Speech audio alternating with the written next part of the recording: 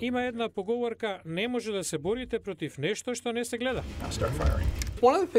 Невидливоста е една од тешките работи во кибернетскиот простор. Многу е тешко да се действува против таквите напади. Но меѓу технолошките алатки во лабораторијата на истражувачкото крило на одделот за одбрана, позната како DARPA, е новата кибернетска безбедносна програма наречена План X, која што го мапира невидливиот кибернетски простор. Истражувачот и поранешен маринец Франк Понд вели дека се работи за кибернетско бојно поле. Без Планот X, компјутерските аналитичари мора да читаат илјадници податоци собрани со долгочасовно надгледување за да регистрираат кибернетски напад. Ги детектираме нападите, но многу пати тие се зацкриени во шумот на сите овие податоци.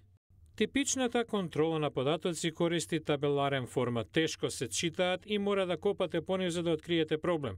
Но со Планот X истите податоци се представени на начин за лесно откривање на опасноста.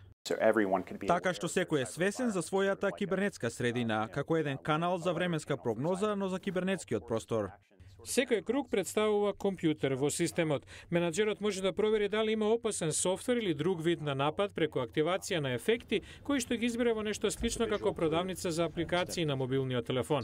Нападнатите компјутери го активираат алармот и може веднаш да се стават во карантин, да се анализираат, па дури да се искористат за возвраќање на кибернетскиот напад. Армијата на иднината во САД ќе може да врши кибернетски, исто како што денес врши кинетички операции.